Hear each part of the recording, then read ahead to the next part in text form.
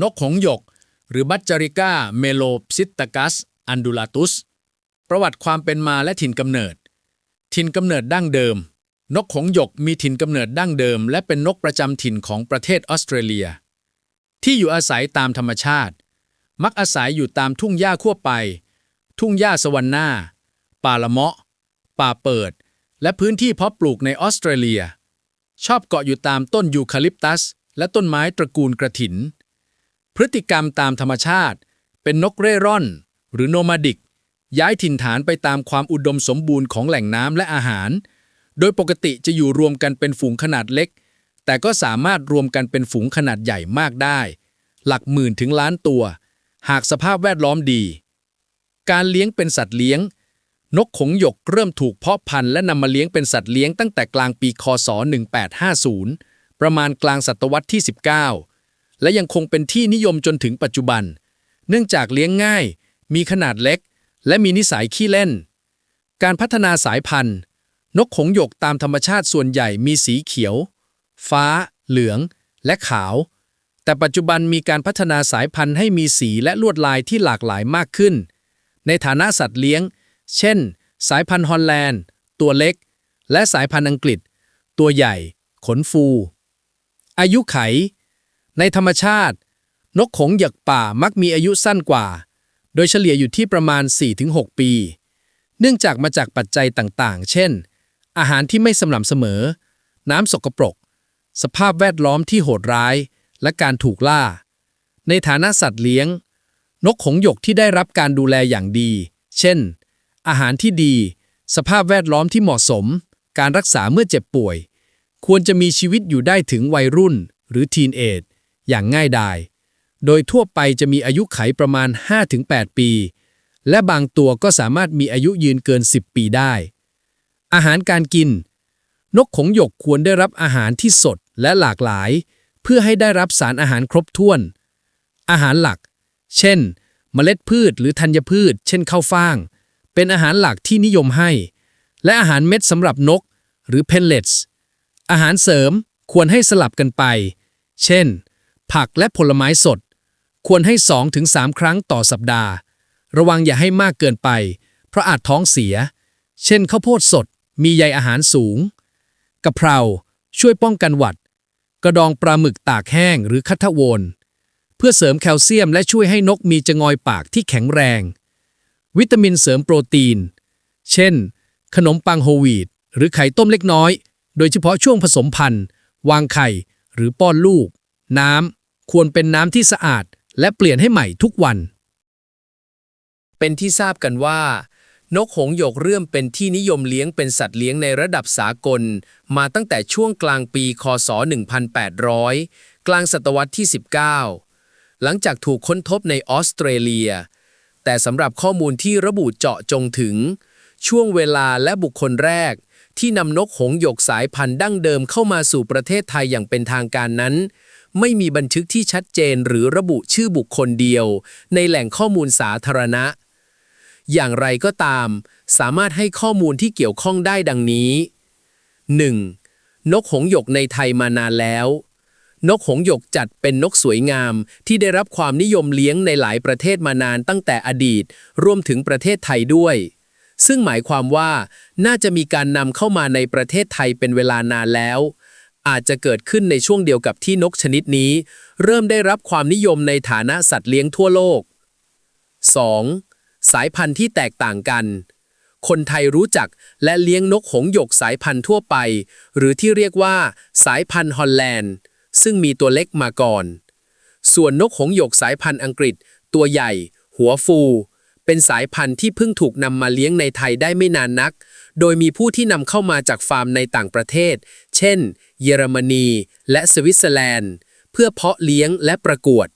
ซึ่งหนึ่งในผู้ที่นำเข้าและเพาะเลี้ยงนกสายพันธุ์อังกฤษที่ได้รับการกล่าวถึงคือคุณณทีเจริญฤทธิเสถียรเจ้าของ NT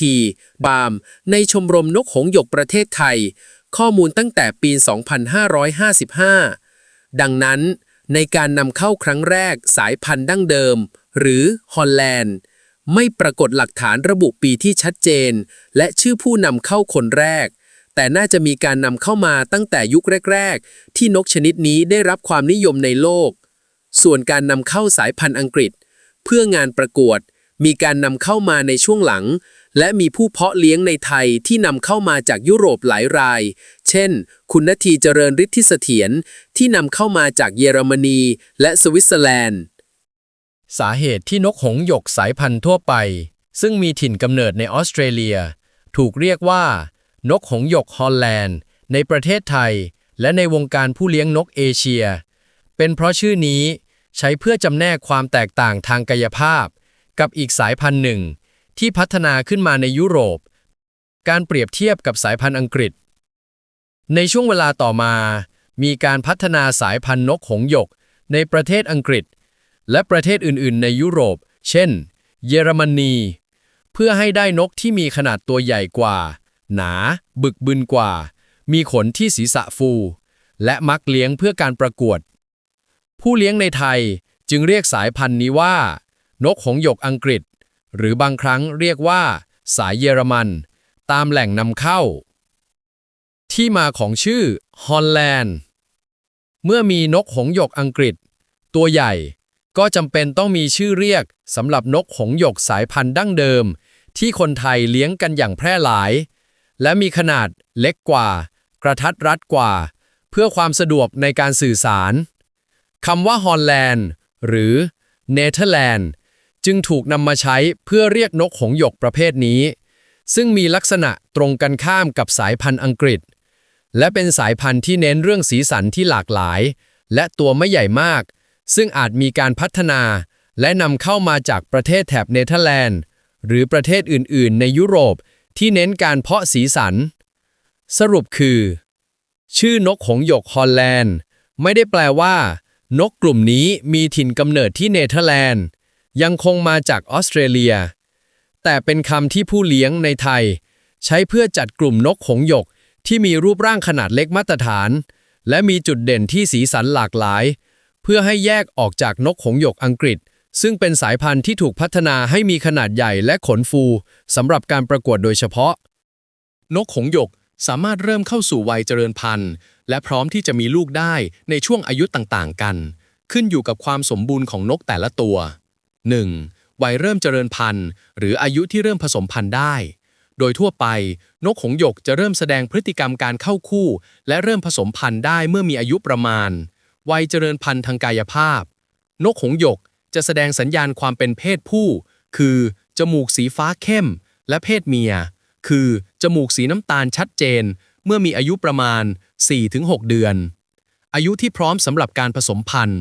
ช่วงอายุที่เหมาะสมและปลอดภัยในการเริ่มให้ผสมพันธุ์คือประมาณ 7-9 เดือนขึ้นไปสำหรับสายพันธุ์อังกฤษบางครั้งแนะนำให้อายุไม่ต่ำกว่า 8 เดือนข้อควรระวังแม้ว่านกบางตัวอาจพร้อมทางเพศตั้งแต่อายุ 4-6 เดือนแต่ผู้เลี้ยงส่วนใหญ่มักจะรอให้นกมีอายุอย่างน้อย 8 เดือนก่อนเพื่อให้ร่างกายมีความสมบูรณ์เต็มที่และลดความเสี่ยงต่อปัญหาสุขภาพของแม่นกเช่นภาวะไข่ติด 2. อายุที่สามารถมีลูกได้ถึงหรือสิ้นสุดการให้ลูกนกหงส์หยกสามารถผสมพันธุ์ได้ตลอดทั้งปีแต่ความสมบูรณ์จะลดลงตามอายุเพศผู้หรือพ่อพันธุ์สามารถใช้เป็นพ่อพันธุ์ได้ถึงอายุประมาณ 5 ปีหรือนานกว่านั้นถ้ายังคงมีความสมบูรณ์แข็งแรงเพศเมียหรือแม่พันธุ์แม่นกจะมีความสมบูรณ์สูงสุดในช่วงวัยเจริญพันธุ์ตอนต้นและกลางผู้เพาะเลี้ยงส่วนใหญ่มักจะกำหนดให้แม่นกออกไข่เต็มที่ประมาณ 3 ปีหลังจากนั้นความสมบูรณ์ของร่างกายและจำนวนไข่จะเริ่มลดลงรวมถึงมีโอกาสที่ไข่จะไม่ติดเชื้อตัวผู้สูงขึ้นด้วยเพื่อสุขภาพที่ดีของแม่นกผู้เลี้ยงควรจำกัดจำนวนครั้งในการออกไข่ต่อปีและให้แม่นกได้พักฟื้นระหว่างการผสมพันธุ์แต่ละรอบด้วยนกหงส์หยกพื้นเมือง Wild Budgericas ยังคงมีอยู่เป็นจำนวนมากในออสเตรเลียพวกมันยังคงเป็นนกป่าที่ประสบความสำเร็จในการอยู่รอดในถิ่นกำเนิดดั้งเดิมนี่คือรายละเอียดเกี่ยวกับสถานการณ์ปัจจุบันในออสเตรเลีย 1. สถานะประชากรในป่ายังคงมีอยู่นกหงส์หยกเป็นนกประจำถิ่นของออสเตรเลียและยังพบเห็นได้ทั่วไปตามธรรมชาติโดยเฉพาะในพื้นที่แห้งแล้งทุ่งหญ้าและป่าเปิดบริเวณกว้างใหญ่ของทวีปเป็นนกเร่ร่อนโนแมดิกพวกมันเป็นนกเร่ร่อนที่เคลื่อนย้ายถิ่นฐานไปตามความอุดมสมบูรณ์ของแหล่งน้ำและอาหารการรวมตัวกันของฝูงจึงมีความผันผวนสูง 2. จำนวนประชากรโดยประมาณ มีจำนวนมาก แม้จะยากที่จะนับจำนวนที่แน่นอน แต่ประชากรของนกหงส์หยกในป่า ถือว่ามีอยู่มากมาย ขนาดของฝูงนกเหล่านี้มักอยู่รวมกันเป็นฝูงขนาดเล็ก แต่สามารถรวมกันเป็นฝูงขนาดใหญ่มากได้ตั้งแต่หลักหมื่นไปจนถึงหลักล้านตัว ในกรณีที่สภาพแวดล้อมดี และมีแหล่งอาหารอุดมสมบูรณ์ 3. สถานการณ์อนุรักษ์ IUCN Red List องค์กรระหว่างประเทศเพื่อการอนุรักษ์ธรรมชาติ IUCN จัดให้นกของหยกอยู่ในสถานะสิ่งมีชีวิตที่มีความเสี่ยงต่ำต่อการสูญพันธุ์ Least Concern ซึ่งหมายความว่าประชากรโดยรวมยังคงแข็งแรง และไม่ถูกคุกคามในระดับโลก กล่าวโดยสรุปคือนกหงส์หยกไม่ได้อยู่ในภาวะใกล้สูญพันธุ์และยังคงเป็นส่วนหนึ่งของระบบนิเวศในออสเตรเลีย แม้ว่านกหงส์หยกที่เลี้ยงตามบ้านทั่วโลกจะถูกเพาะพันธุ์มาหลายชั่วอายุคนแล้วก็ตาม ทีนี้เรามาพูดถึงราคากันบ้าง ราคานกหงส์หยกที่มีการซื้อขายในประเทศไทยแตกต่างกันอย่างมาก ขึ้นอยู่กับสายพันธุ์ สีสัน ความหายาก และความสมบูรณ์ของนก จากข้อมูลที่มีการรายงาน ราคานกหงส์หยกที่สูงที่สุดที่เคยมีการซื้อขายในประเทศไทยคือ ราคาสูงสุดโดยประมาณ สูงถึง 40,000 ถึง 50,000 บาทต่อตัว สายพันธุ์หลักที่ทำราคาสูง กลุ่มสีหายาก Fancy Rare Mutations โดยเฉพาะกลุ่ม Black Wing ซึ่งเป็นกลุ่มที่เพิ่งได้รับการพัฒนาสีใหม่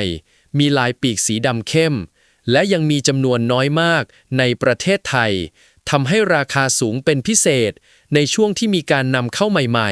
ๆ สายประกวด นกหงส์หยกสายพันธุ์อังกฤษ English Budgie ที่มีโครงสร้างสมบูรณ์แบบ ได้รับรางวัล หรือเป็นสายเลือดชั้นดี จากฟาร์มต่างประเทศ ก็มีราคาสูงได้ตั้งแต่หลักพันปลายๆ จนถึงหลักหมื่นบาท 5,000 ถึง 30,000 บาท ขึ้นอยู่กับคุณภาพ เปรียบเทียบกับราคาปกติ